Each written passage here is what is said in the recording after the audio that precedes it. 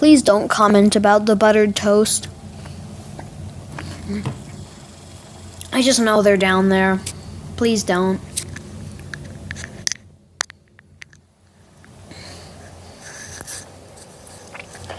Alright, so you guys read the title. Let's just get into this. I don't feel like my family can forgive me for doing the things I've done. Everyone just assumes that I'm just like throwing all the responsibility of my child onto my mother and just dumping her off with her. It's completely absurd and ridiculous. It's actually laughable. They're just so stuck in the past. So it's laughable that people aren't forgiving you for like committing extreme crimes. Mistakes that I regret, but I'm really trying to do better. Yes, I've done drugs. I've caused a lot of pain, but my family is refusing to just move forward from that, and it's making it really difficult for me to recover. Yeah, they're gonna refuse to talk to you. I'm 1 week clean. Might not seem like a lot to people, but this has been the hardest week of my entire life. I'm 100% committed to my sobriety. I went to an inpatient facility on my own in a different state, away from all of my friends. All right, so why did you do that exactly?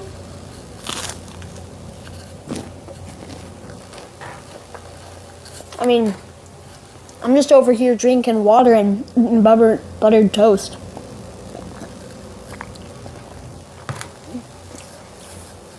And this girl over here is like on crystal meth, and she's stopping for 2 weeks and saying it's like the most difficult week of her life. Because I know that's what I needed for myself. I think they either resent it or look at me like I'm a joke. They've called me a junkie, they've called me a druggie, they said that I will never amount to anything. Because you are a druggie. A change. I constantly feel judged, and when they're looking at me, it's like a look of like disgust. They're just kind of like sitting there on the side with some popcorn waiting for the next bad thing to happen. It's awful. It's like a gloomy.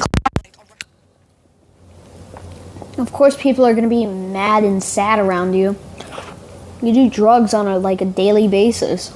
Of course. Around my whole life. I feel like everything that I've done so far has been for nothing. Sometimes I just feel like, you know what, screw it, I might as well just up. Why are you thinking you should just screw yourself, Beatty? And just give up on life because people won't forgive you that you're like a meth head. His family says her 4-year-old daughter has been subjected to the worst of Alex's drug addiction. Alex is not capable of taking care of her daughter because she has chosen drugs over her daughter. I don't feel like you guys include me in any decisions, her schooling or her doctor's appointments, and I just don't think that's fair. The decisions I had to make because you were incapable of them. Of course she's incapable of them. Why does she think this is unreasonable? Why does she think any of this is unreasonable? She does alcohol and she's still doing cigarettes. Oh, I bet her excuse for doing cigarettes is, oh, they're not illegal like all the other drugs and alcohol. Like, is she even old enough to have alcohol? I kind of question that now. Like, geez, this woman is so bad. Alex does not have that motherly instinct, motherly bonds, or anything motherly to her. Okay, I need to stop pausing so much, but I feel like you can still do some of that stuff and still be motherly. A lot of you guys might disagree with the fact of that, but that just proves how bad, just completely bad she is.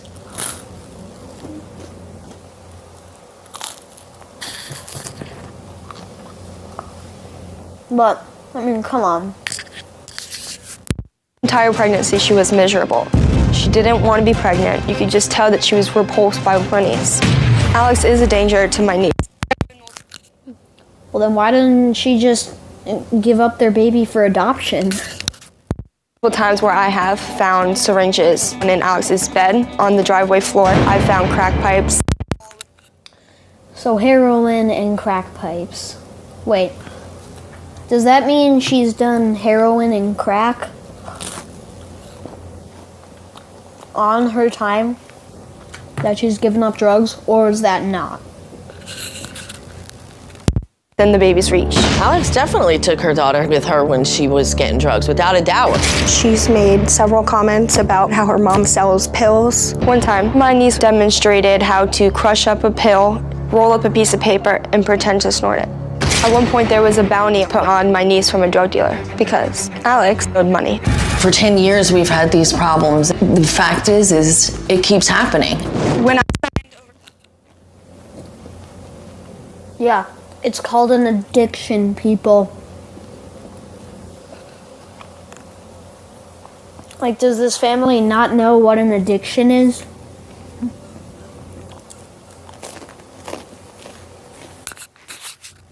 For temporary rights, it killed me. People called me selfish, but I realized this is the most selfless thing I could do.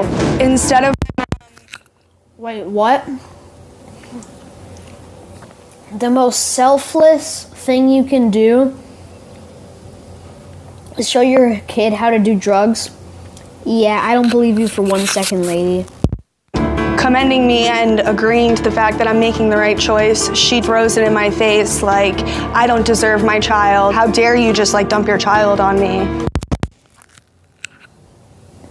How dare you dump your child? Why is she confused that she's mad about dumping her own child into her own mother's hands? Like, just put her up for adoption if you don't want the baby. Does she not know what adoption is? I mean, sure, she is old enough to know that, like, oh, my mom is going away. But still, if you don't want the baby, then, like, come on, jeez. I have zero say in anything that goes on in my daughter's life at all. It's awful. Like, I feel like I am on the sidelines while my daughter is growing up. Sometimes I just feel like, you know what, screw it. Maybe I should just sign over my rights and just remove myself from the situation because I don't think anything's going to be getting any better. Well, if you keep doing drugs and alcohol and causing pain towards people, maybe problems won't happen as much anymore.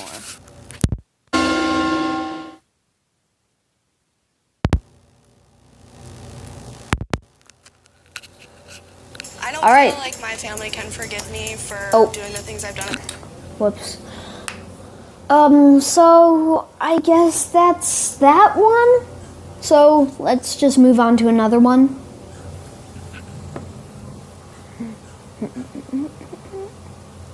Tonight, 5-year-old Jordan is at Children's Memorial.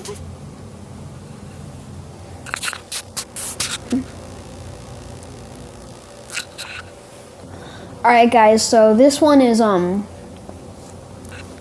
abusing their wife, abusing her, I'm assuming, ex-husband, not husband's child, and gets behind bars for 28 years. So let's do it. Tonight, 5-year-old Jordan is at Children's Memorial recovering after police say he nearly died because he was being starved. His biological mother, Wendy Hall, appeared before a judge. She's fighting for full custody of her only child. When this child... Oh my god. Oh my god. What? Wait. You're telling me that Texas, where I am,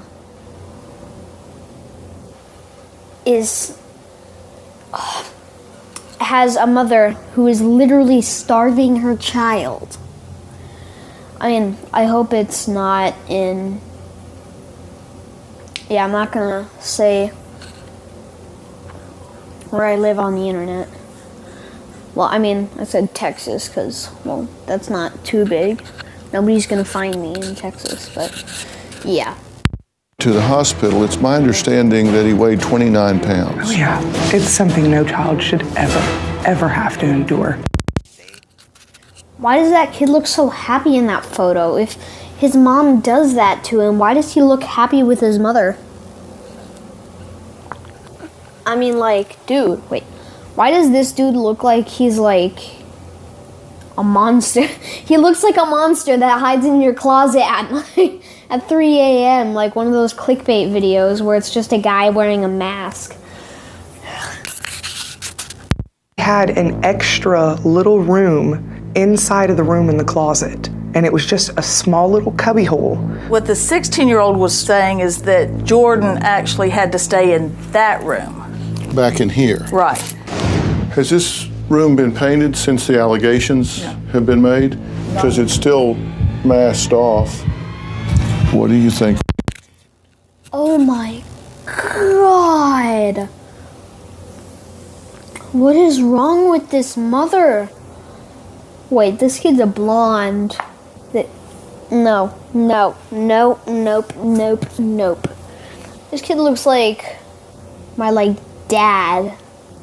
I'm not joking. He looks like my dad. Those people are monsters.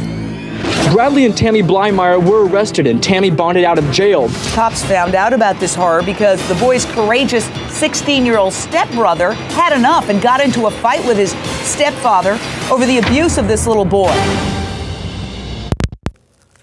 You're telling me that this child was abused? Come on.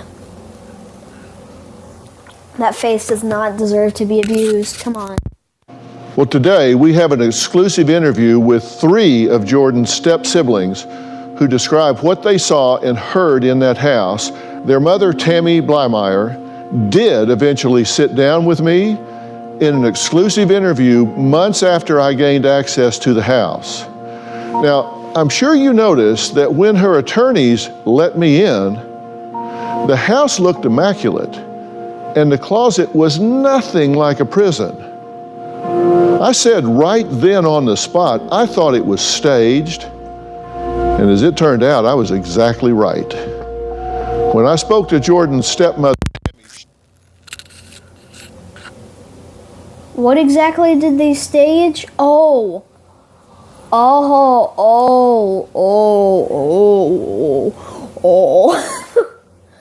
Okay, why am I laughing? This is not a laughing matter. That is look at the picture, right?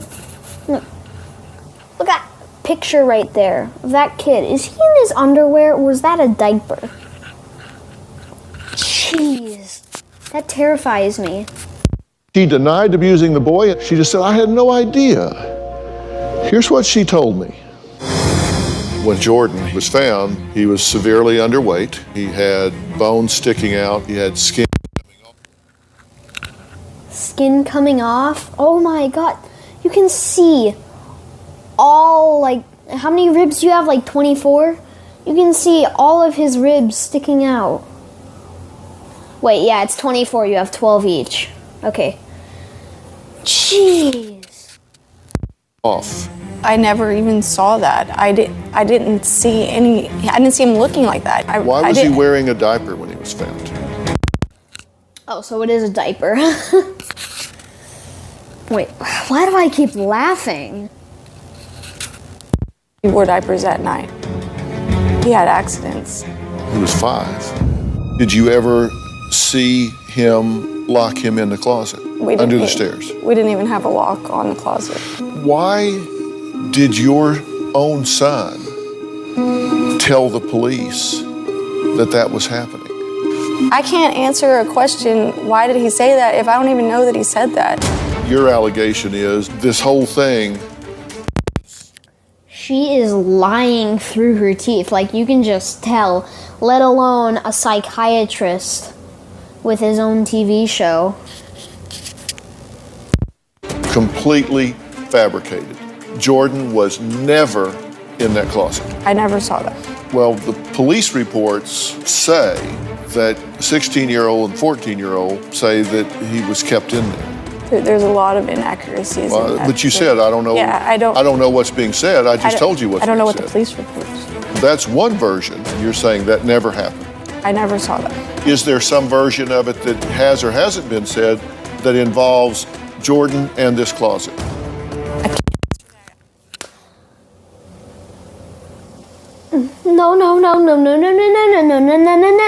No. That's like her, just totally her. I'm not Brad. You were this child's stepmother. He was living in your...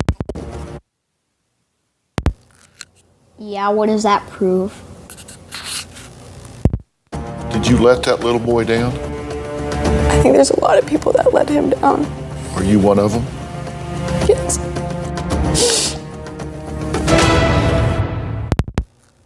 Finally, she admits. Oh, and I managed to pause right on the end. So guys, that's going to be it for the video, and I'll see you guys in the next one. Goodbye!